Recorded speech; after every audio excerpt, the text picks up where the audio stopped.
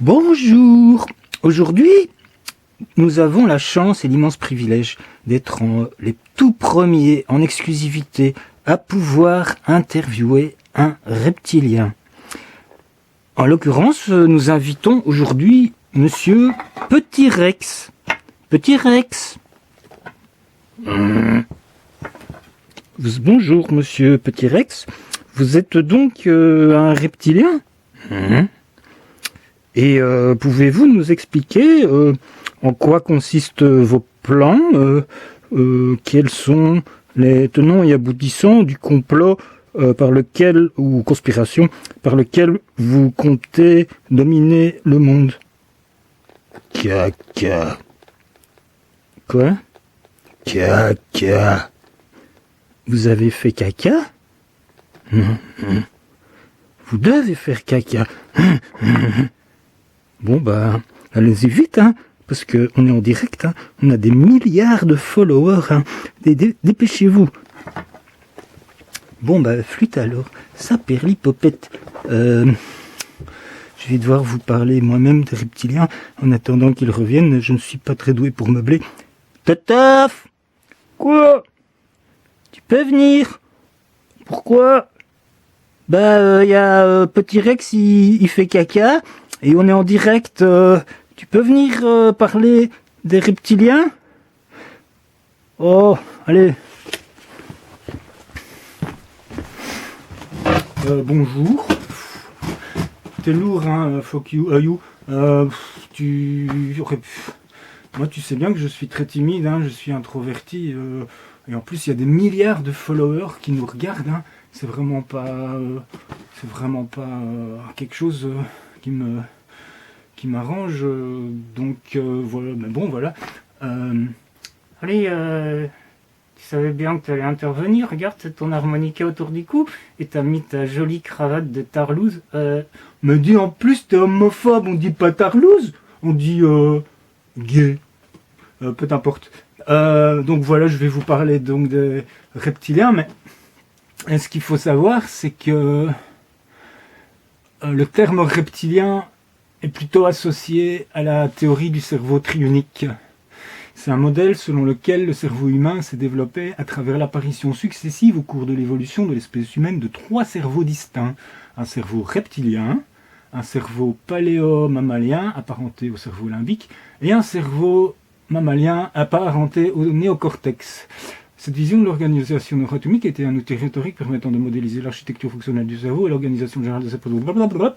Elle a été introduite en particulier par le neurobiologiste Paul McNeil au cours des années 50-60. Donc c'est déjà une vieille théorie, elle a été réfutée depuis.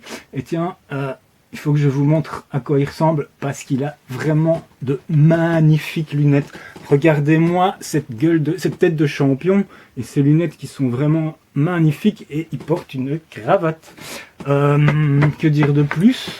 Je vais vous faire une chanson, hein. C'est quand même une chaîne musicale. Et puisque Petit Rex est un tyrannosaure, vous êtes tous au courant que le descendant le plus proche du tyrannosaure, ce sont les poules. Or, mais quand on dit les poules, c'est parce que c'est l'oiseau qui le ressemble le plus, qui marche sur 2 pattes et qui a vraiment la même allure, mais sinon à peu près tous les oiseaux. Donc je vais vous faire 2 morceaux dont le titre a un lien avec les oiseaux. Donc je vais commencer par la danse des pingouins, suivi de la danse des des canards. La danse des pingouins, vous connaissez peut-être pas tous, c'est turc. C'est un rythme balkanique un petit peu compliqué, mais ça met la pêche.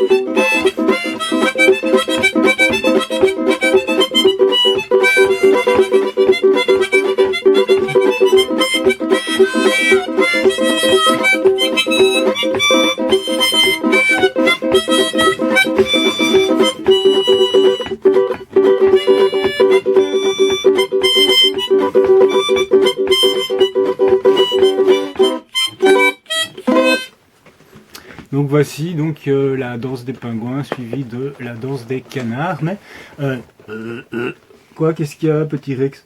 Gratte. Tu as des gratouilles? Bah, qu'est-ce que tu veux dire? Gratte. Tu veux gratter le ukulélé? Allez. Et tu vas le chanter avec?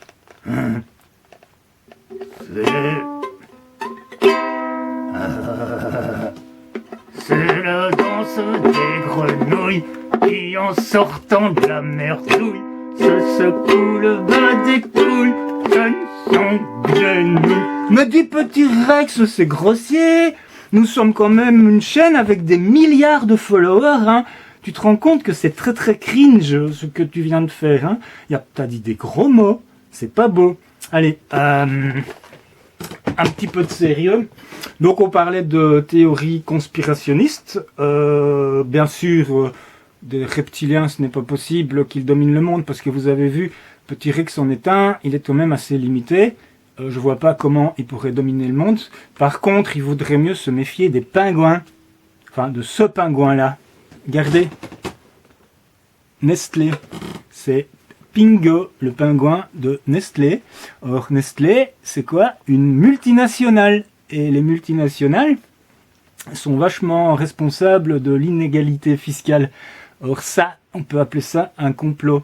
On parle toujours des complotistes et des conspirationnistes, mais on oublie de parler des comploteurs et des conspirateurs. Et donc je vous présente Pingo, le conspirateur, comploteur, qui lutte contre un monde encore pire.